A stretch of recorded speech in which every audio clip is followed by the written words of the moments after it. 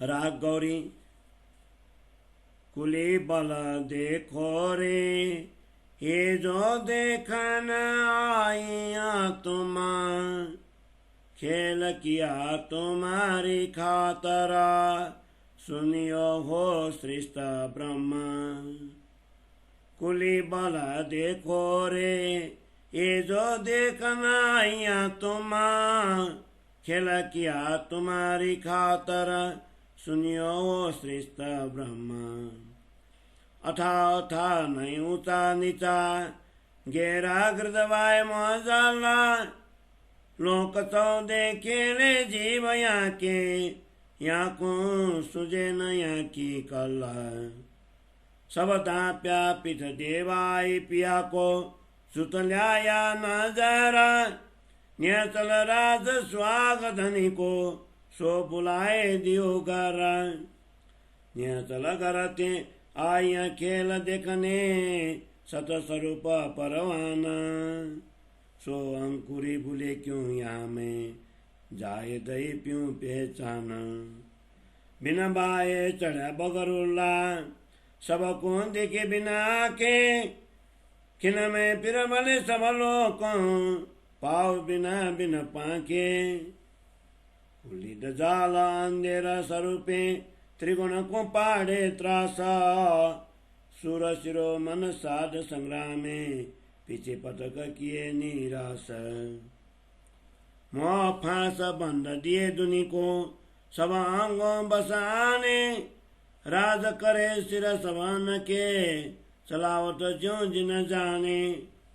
प्रथम मूल से बुद्ध फिराए आमे बदियो अंधेरा, यहाँ विद इंद्र त्रिलोकी मुलते दियो मन फेरा। उद्यो लोभ विषय रस विषया सेनापति शैतान, दसों दिशा आग लगाए दुनिया शुद्ध बुद्ध कोई स्थान। वादी व्याध स्वाद गुण इंद्री मद चौद्यो मोहंदा, माता बेन पुत्री गुरानी कासो नहीं सनमंदा। खिन सदना खिन दुसमाना दीवाना दाना प्रवीण, विध विध के बंद फंद दार के सब सुर के आधीन। ना कसु चोर ना कोई साधु कई दिम्ब के दर ध्यान, तान मान सब विद्या व्याकरण बहुरंगी बहु ज्ञान। वेद कदेव शास्त्र सवे मुख जुगे लिए सब जीता, मंत्र दात करमात माई पाक उत्तम पलिता। जिन अंगों मिलिए प्यूसो सोए दिए उलताए, फेरी दुहाई बैरात सो कूतो कोई सिर न सके उठाए। चौदह लोक आज्ञाकारी सिर सवन के हुकुमा, या चलने ऐसो जाए आप भूली सुध कर खसम। केती विदा कहूँ कली जुगा कि अलेखे अप्रमाण, मरना वरन कर मिले व्याप्या काउ न किसी की पहचान। छुटी छोले ले रे पड़िया बायरा छुट गए मर जादा, पाने बेस पंथ पैंडे दर्शन दाये तीर्थ प्रसाद। ग्रास किए त्रिगुण त्रिलोकी ऐसो मोहंकार, सुदन वो बेकाऊ धाम धनी की पहुंचा नैना देवी पुकार। पहुंचे नहीं कल बल कुली को कोई मीने चौदह भवन, ऐसे माँ बलिताए उड़ावे बुद्ध जी ये कई खिना। चलता पूर लिए दो किनारे धर धरता बुद्ध जी का, मद चौद्यो करी एकल छात्री ले बैठा सिरती का। बुद्ध जी धनी हुकुम माए फिरस्ता श्राफिला, तिन कान दिए सुनने आज्ञा को अब हुकुम को नहीं ढीला। पहुंची पुकार सुनी धनी श्रवण कई कुली की सब गम, कलपे जूत जान ब्रह्म सृष्टि के मिले नूर बुध हुकुम। उड़ावे अंधेर किया मिलावा प्रकाश कियो सब अंगा, कांड्यो मोह अहंकार मूलति जो करता सबन सुन जंगा उड्यो अखण्ड सुर निज वतनी भई जोत कोता न कोता कैमा मत रात तली सबन की आए सब धनी की ओत आए सब धनी की ओत उड्यो अखण्ड सुर निज वतनी भई जोत कोता न कोता कै श्रीमा मत रात तली सबन की आए सब धनी की ओत आए सब धनी की ओत। चौपाई 24 प्रकरण 7 चौपाई 691। बोलो श्री प्राणनाथ प्यारे की जय। श्री कीर्तन ग्रंथ को 7वां प्रकरण को हिंदी सरलार्थ। हे ब्रह्मात्मा हो, कलयुग के प्रभाव को देखो। तुम सब परम धाम से ऐसा ही झूठा खेल देखने के लिए यहाँ आई हो। इस खेल की रचना तुम्हारे लिए ही की गई है। तुम यह बात ध्यान पूर्वक सुनो। यह मोहजल भवसागर अथाह है। इसकी लंबाई चौड़ाई और गहराई को मापा नहीं जा सकता। 14 लोकों के जीव इसी मोहजल में मग्न होकर खेल रहे हैं, क्योंकि इन्हें इसकी वास्तविकता का ज्ञान नहीं है।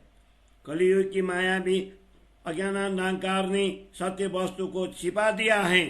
ब्रह्मात्माएं भी प्रियतम धनी को पीठ देकर उनसे विमुख कर दी गई हैं और उनकी दृष्टि के समक्ष मायावी प्रपंच खड़े कर दिए गए हैं।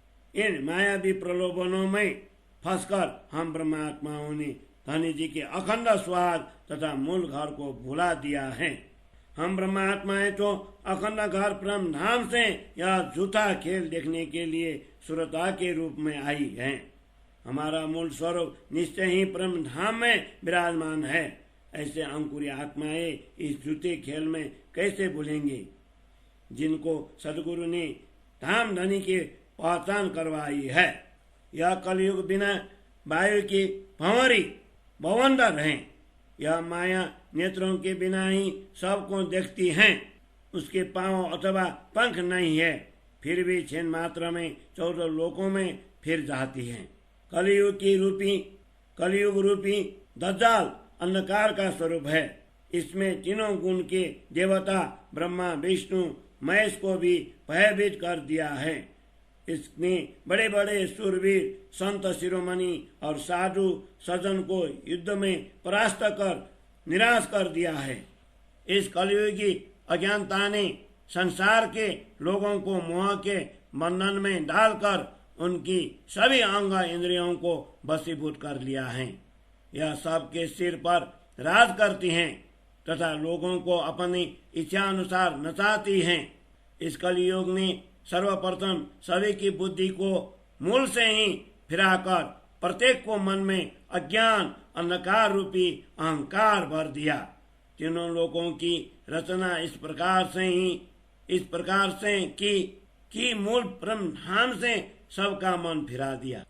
लोभ का उदय हो जाने से लोगों को विषयों के प्रति रस आने लगा, जिसके कारण यह दुष्ट कलयुग गुण अंग इंद्रियों का सेनापति बन बैठा। इसने संसार की 10 दिशाओं में विकारों की आग लगाई, जिससे लोग शुद्धि बुद्धि खो बैठे। गुण अंग इंद्रियों का विषयों के स्वाद का रोग बढ़ जाने से जीव मद एवं मोह में अंधा हो जाता है। इसके कारण वह माता बहन पुत्री तथा गुरु पत्नी आदि की मर्यादाओं का संबंध भी भूल जाता है।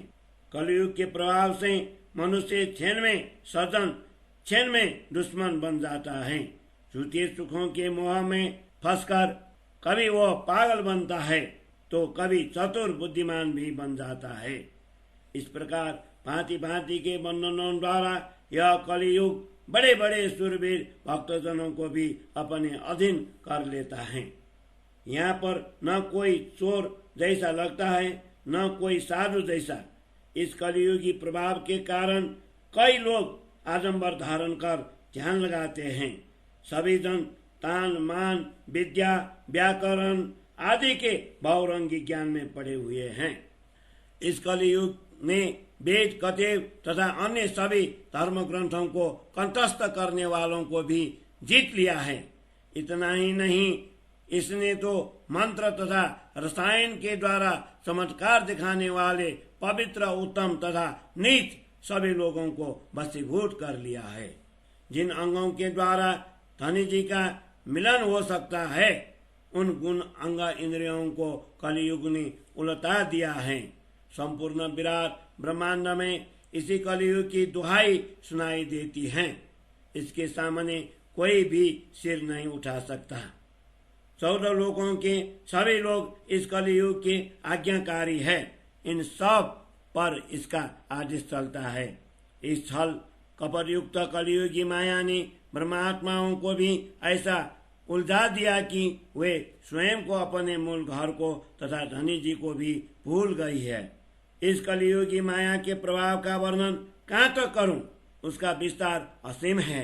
यह तो वर्ण व्यवस्था को मानने वाला हिंदू तथा वर्ण व्यवस्था को न मानने वाला मुस्लिम अथवा सदगृहस्थ तथा संत जन सभी में व्याप्त है। इसके कारण किसी को भी आत्मा और परमात्मा की पहचान नहीं है। जिस प्रकार तूफान के समय समुद्र का पानी मर्यादा लांघकर बाहर फैल जाता है, उसी प्रकार कलियुग के प्रभाव के कारण भवसागर के लोग भी मर्यादा का उल्लंघन कर नश्वर सुखों की ओर आकृष्ट होते हैं। कलियुग के इस मायावी आकर्षणों ने विभिन्न मत मतांतर के लोगों के वेश, पंथ तथा दर्शन आदि को भी मिटा दिया तथा तीर्थ स्थानों और मंदिरों को भी धराशायी कर दिया। इस कलियुगी माया ने तीनों लोकों को और तीनों गुणों को अपना ग्रास बना लिया है। इसने झूठे मोह के अहंकार का ऐसा अंधकार जमा दिया है कि किसी को भी परब्रह्म परमात्मा की पहचान नहीं हो पाती और यह परब्रह्म तक किसी की प्रार्थना को पहुंचने भी नहीं देती। कलियुग के इस प्रभाव का नाश करने की शक्ति 14 लोकों में किसी के पास नहीं है। ऐसे शक्तिशाली कलियुग को सर्वशक्तिमान बुद्ध जी अपने अखंड ज्ञान द्वारा क्षण मात्र में उड़ा देते हैं। आकाश और पाताल के दोनों किनारों को छूकर बहता हुआ कलियुग का प्रवाह मात्र बुद्ध जी से ही डरता है। यह कलियुग अपने एक चक्री शासन के कारण अहंकार से मदान्ध बन गया है और यह अपने सिर पर परमात्मा के आदेश का टीका लगाकर सम्राट बन बैठा है। अपूर्ण ब्रह्म परमात्मा की आज्ञा से इसराफिल फरिश्ता अक्षर ब्रह्म की जागृत बुद्धि भी बुद्ध जी में प्रकट हुआ है। वह परमात्मा की आज्ञा सुनाने के लिए कान देकर बैठा है। अब धनी जी की आज्ञा प्राप्त करने में कोई विलंब नहीं है। इस प्रकार सर्वत्र छाए हुए कलियुग के आतंक से दुखी होकर की गई प्रार्थना श्री धनी जी ने ध्यान पूर्वक सुनी। ब्रह्म सृष्टियों को दुखी देखकर उन्होंने अपने आदेश और अक्षर की बुद्धि को एक साथ भेजा। धनी जी ने अपने अखंड ज्ञान द्वारा अज्ञान को, अंधकार को दूर कर सुंदर साथ का परस्पर मिलन कराया। परिणाम सभी के हृदय में ज्ञान का प्रकाश फैल गया। इस ज्ञान के द्वारा मोह और अहंकार को समूल नष्ट कर दिया जो सभी के साथ टकरा रहा था। अब मूल घर प्रेम धाम के ज्ञान रूप सूर्य का उदय हुआ है। उसकी करोड़ों तेजस्वी किरणों द्वारा सर्वत्र दिव्य प्रकाश फैल गया है। महामती कहते हैं, इसके कारण सभी की अज्ञान रूपी रात्रि मिट गई और सभी धाम धनी पर विश्वास कर उनकी शरण में आ गए। अब मूल घर प्रेम धाम के ज्ञान रूप सूर्य का उदय हुआ है। उसकी करोड़ों तेजस्वी किरणों द्वारा सर्वत्र दिव्य प्रकाश फैल गया है। महामती कहते हैं, इसके कारण सभी को अज्ञान रूपी रात्रि मिट गई और सभी धाम धनी पर विश्वास कर उनके शरण में आ गए। सभी धामधनी पर विश्वास कर उनके शरण में आ गए। चौपाई 24 प्रकरण साची चौपाई 691। बोलो श्री प्राणनाथ प्यारे की जय।